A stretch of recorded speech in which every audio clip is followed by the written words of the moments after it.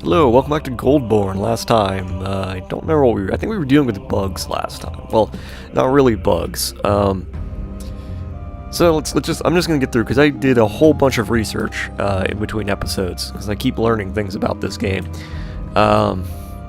So, a couple things I learned. First and foremost, I figured out why my guys aren't hauling. And it's really stupid, but it's essentially their way of fixing another bug created a bug. So, for example, all of my clothing is contained in finished goods stockpiles. Seems simple, normal enough, right? Well, there's one problem. See, at any one time, only one dwarf can access a bin. So, for example, there is a piece of clothing sitting... let's just find a piece of clothing somewhere. There's a piece of clothing sitting right here. There's a hemp trousers. There's one hemp trousers sitting here. And basically the dwarf that is assigned to hauling will go, okay, check to see, is there something that needs to be hauled, yes or no? Then it's going to check, it's going to say, okay, is there a stockpile to haul it to, yes or no? We do have a stockpile, so it's going to say, okay, is there a bin that needs to be filled? Meaning, is there a bin in here that is open? Like it has room still in it for more items? Yes or no? And then it's going to check and say, is there a bin that can be accessed? Because if all the bins that are open and can be filled have dwarves already accessing them, then it's going to say, okay, there's no available open bin, so cancel the labor. So what's happening is that all of those items that need to be hauled around are not being hauled because the bins, basically the bins are being accessed by other dwarves. Specifically, all of my children, I think, are accessing the various bins to play with toys and things. So we're going to change that. We're going to change our finished goods stockpile so that it stops putting fucking clothing in here. Oh yeah, I already did that for that one. But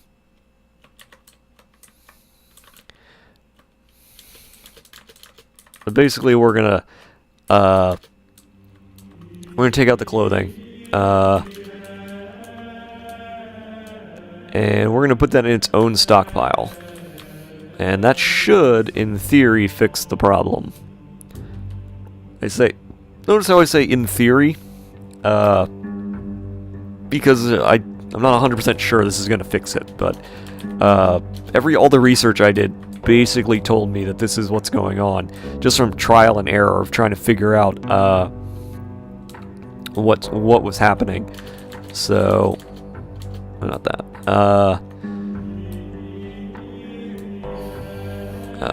What is it? Legwear, handwear, footwear, headwear, armor. Okay. I think that's everything. Yeah,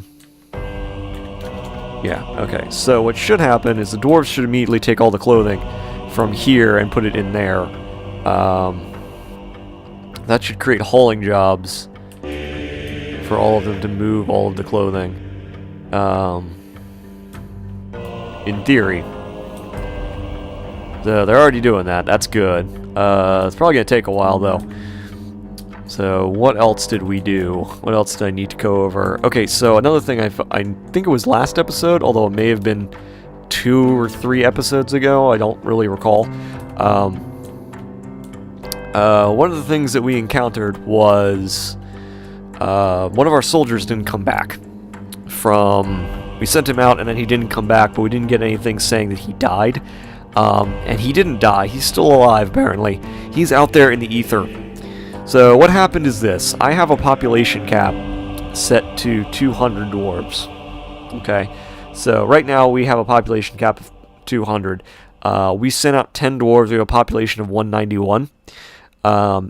In the settings for Dwarf Fortress, the population cap doesn't handle the expeditions very well. That's just a programmed-in part of the game. It doesn't handle expeditions very well. So, what happened is that they sent 10 dwarves off map, and so the population now says it's 191, which it said 190 before. And what happened is that a baby was born while they were gone, and so that bumped up the population to 191. And so what then happened was the dwarves wanted to come back, and there were 10 of them, and it said, okay, 10 dwarves is going to bump up the population to 201. So one of them cannot come back because it treats returning military people the same way it treats migrants. So when the military comes back, it calculates, or it treats them the same way it treats the can have migrants this season check. And the migrants check is done based around how many, what your population is. So right now I have it set to a population of 200. So if I have 200 dwarves or more for whatever reason, it's going to say, okay, no migrants can show up this season because you're full, don't send any more migrants. The problem is that it's making that check for the military. So the military's going to come back and they're going to be like, you have 10 migrants, but you can't have 10 migrants because you have a population of 191. So that means you only get 9 migrants. So that one other dwarf who is a part of your military is just wandering off somewhere and never going to be seen again unless he decides to emigrate to your fortress. That said, there are ways around this. And there's a couple ways around this. The first one is to kill just somebody. The second way is you can banish people. There are other ways, but one other thing I noticed that was weird. So I mentioned before that I have how many children do I have? I have a lot of children in this fort. Way too many children. I have 45 children, so that's roughly like a fourth of my fort is children. And that's insanity. And I didn't know why that was. I was unsure of why that was. And it turns out that I had the child cap of my fort set to maximum number 100. And the maximum percentage of children in your fort was set to 1,000. Or I say 1,000%. So what that meant is that at maximum, I could have 100 dwarves as children in my fort. It also meant that I could have, at maximum, 1,000% of my dwarves as children. Now, early on in your fort, it's the cap takes whichever is smaller. So, is 40, the number 40 smaller, or is the number, whatever number is 1,000% of your dwarves smaller? So, if you have like a fort of 20 people, a small percentage, 40 is going to be much bigger than a percentage, essentially. I think it is. I don't know. I'm bad at math. I've always been bad at math. I don't know. What's 1,000%? Actually, 1,000% is 10.10, I think. No, that's not right. Yeah, no, that's 1,000. No, that's 1,000th of a percent. I'm bad at math. I've always been bad at math. I'm good at structures. I'm bad at math.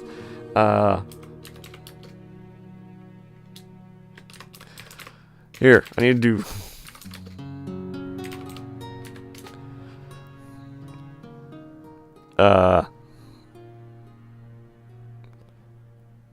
So basically, that's amazingly stupid. I didn't realize that's way easier than they ever taught it to me in school. No wonder I couldn't remember that. Alright.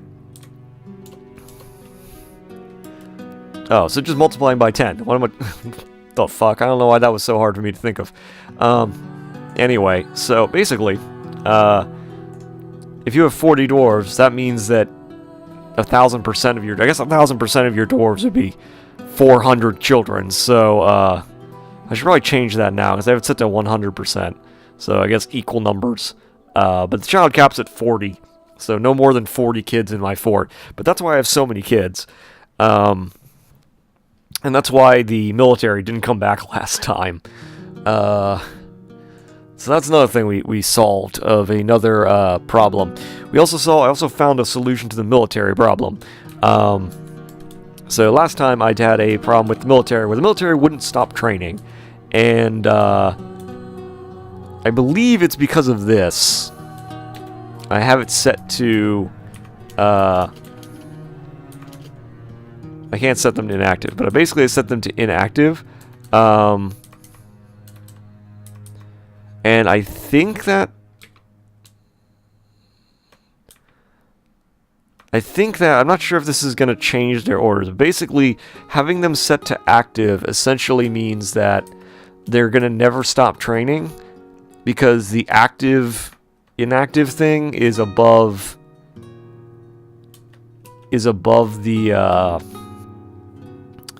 their orders. So basically, whatever you set the orders to only matter for training and whatnot. If they're active, they're going to keep training regardless. So if you want to have them stop training, you have to tell them to be inactive, which is a bit annoying. But I think the only other workaround solution is the one that I came up with, where basically you just set to a minimum of 1, and basically that means that only one guy's going to be training and the rest of them go off to go get drunk and stuff. So that's the thing. What else? So I think that's all the updates. I think it's all the, trying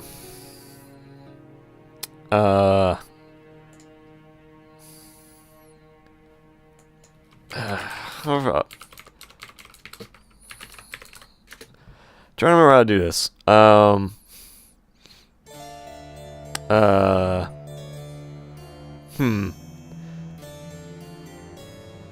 What was the other thing? There was another way to...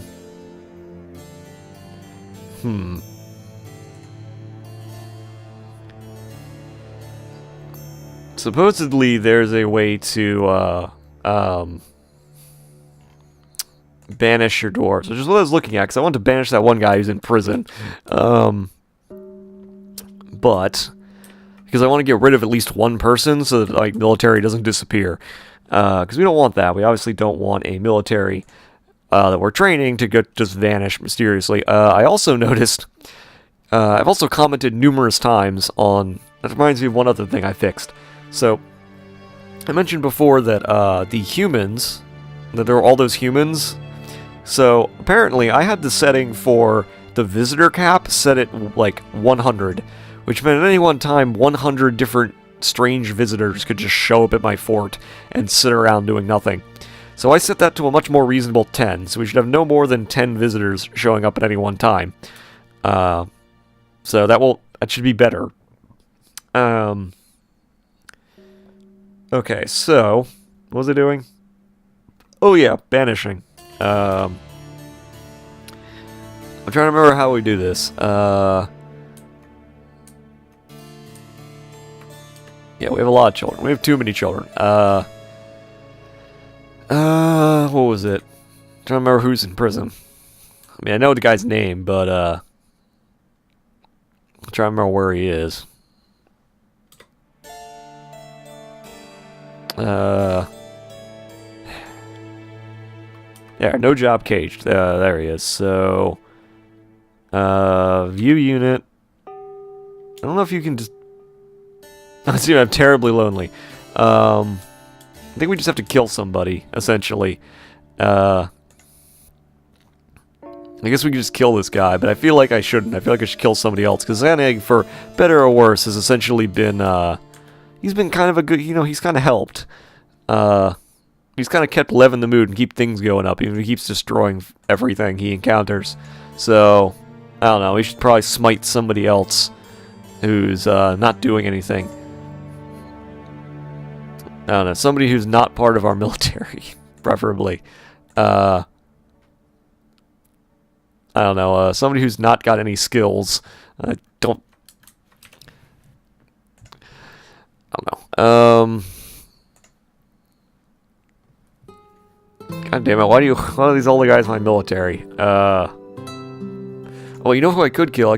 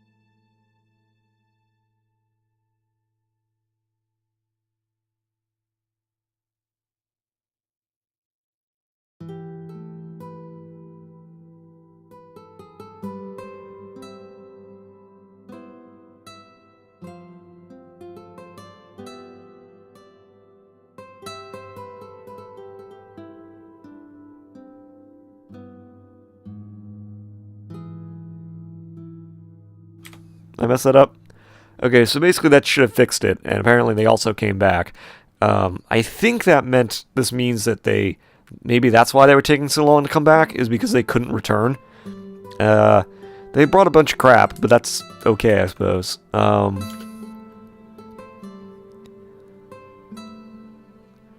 They attacked. A brilliant tactical plan. Attackers had a strong positional advantage. Slaying. Wait. 5 humans and slew them. So they killed 5 humans. And that's it. Okay. So now we're at 100. Wait, what? Not that. Let's say we only have 196. Oh, they're still traveling. Never mind. Give them a second. Alright, so... I'm gonna move all the clothing. So that's gonna take a lot of movement. But it should keep all the children from fucking up with our fort. So that should be a thing. Okay, now we're at 200 again. So we are exactly 200, exactly as we want to be. We're still making mechanisms. That's good. Are these all silver? Yeah, these are all set to be melted, I think, so that's fine. I forgot to set these to melt the coal down, because I'm stupid, and I forgot to set them to do that. So we kind of need that, and we also kind of need more steel, so because we need to make a whole bunch of steel weapons and armor and shit, so I apologize if this episode was really kind of boring. We didn't get much done, because I had to go through all of the shit that I've discovered, basically doing research, trying to figure out what the problems are with this game, of which there are many. And they are numerous. And apparently they decided to not put any of the bins. Oh no, they are. Never mind. Never mind. Okay, so they're just doing that. That's fine. My only hope, okay, so they are still hauling stuff. My only fear is that they weren't going to haul food, and then we'd be we'd be fucked, because it would all go rotten, and all my dwarves would be sad. But, so yeah, that's the thing. I also learned something else. Well, it's another thing I just remembered that I learned. So the lack of decent meals, we've seen that a number of times. We've seen,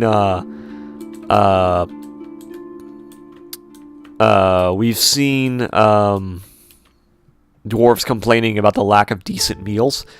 That apparently does not refer to the quality of the meals. You may have seen that. Apparently it does not refer to the quality of the cooking of the meals. It refers only to the quality of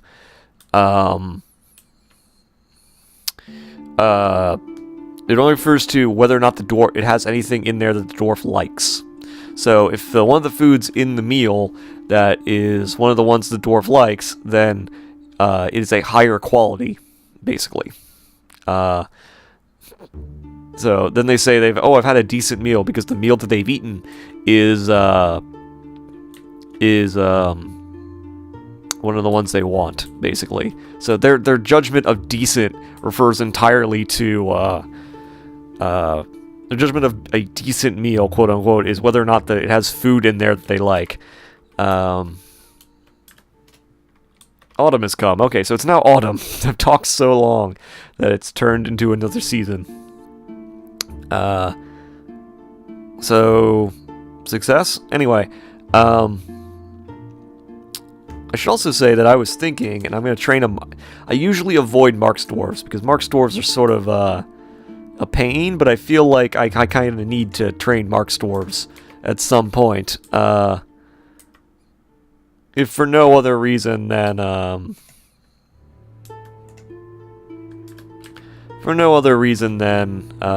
he made pig iron bars, so make steel bars. That's your job now. If for no other reason than having Mark's dwarves sounds like a good idea. But that takes training and time and making, like, ammunition and shit, and that's a pain in the butt. Also, I don't think I ever made an did I make an ammo stockpile? I actually don't know if I did. I don't know if I ever made an ammo stockpile. So I don't know, but apparently I don't think I did, and that's why we're in this situation. No, I did. I did make an ammo stockpile. Okay, so we're gonna get rid of this.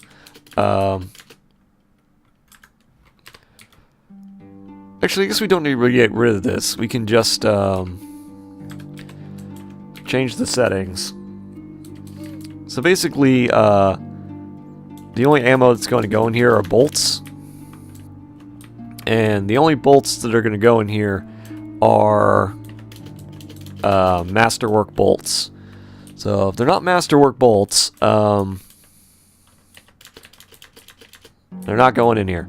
You might say, well, why am I going to do that? Well, because we're going to set all the bolts to be destroyed otherwise. So we'll put the ammo bolts, I guess, over here.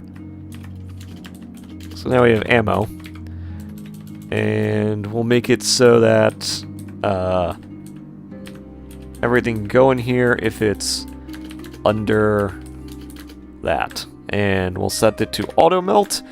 And that should, again, give us more trading, yes, but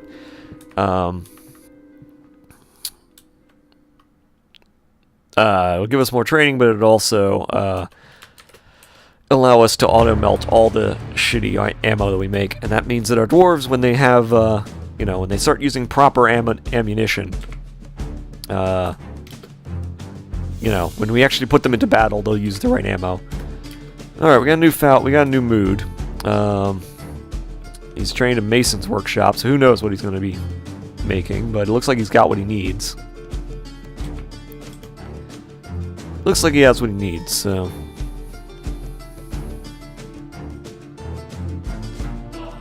Which apparently is like fucking everything. And I've talked way too much during this episode. Oh my god, he's got so much crap. Whatever. Have fun with that, dude. I like talked way too much this episode. So once they sort out all the clothing, once they sort out all their clothing, they, I feel like clothing should have its own stockpile. Like, I feel like that should be just a thing. Is still melting all these? Yeah, those are rock mechanisms. Never mind. He built a lignite bed. Okay.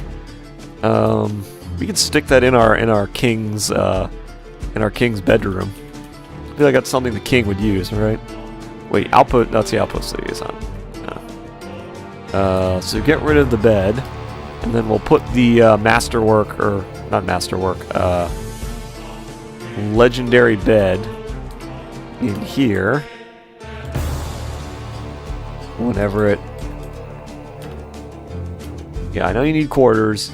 He wants buckets and mail shirts. Alright, well.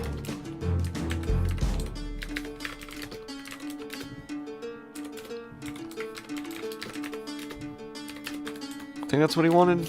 1 bucket? Yeah. Alright, so... There it is. It's the only thing we're not going to stick in our...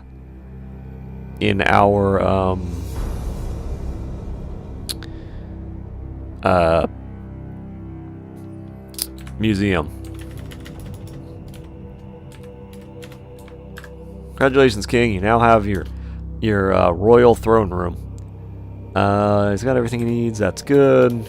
Mayor doesn't want anything.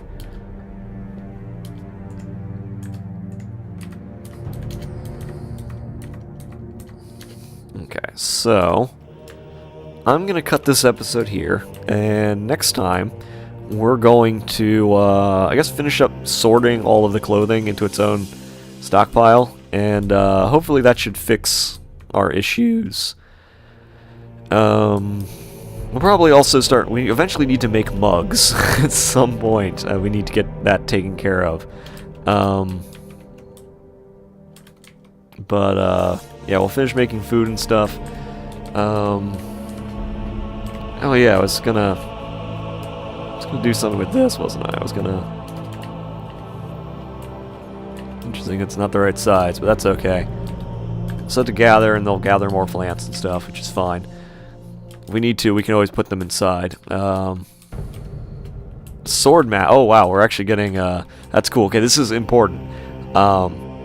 So it's not just enough for your dwarves to start as swords dwarves. When they become great enough, they become swords masters, or hammer lords, or mace lords, or axe lords, or whatever. They become like amazing, basically. So we just got our first swords master. His name is Klob. There. Which one of you is Selob?